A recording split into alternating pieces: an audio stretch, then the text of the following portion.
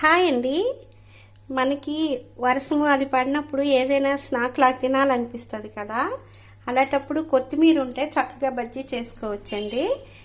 ఇలా కడిగేసి శుభ్రం చేసి ఇలా కట్ చేసి ఉంచుకోవాలి.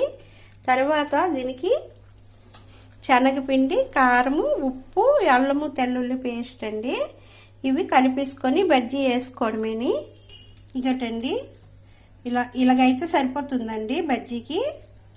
ఇగటండి ఆ పిండిలో ఇలాగ ముంచేయాలి, కొంచెం పట్టేసుకొని ఇది ఆయిల్లో వేసుకోవాలి.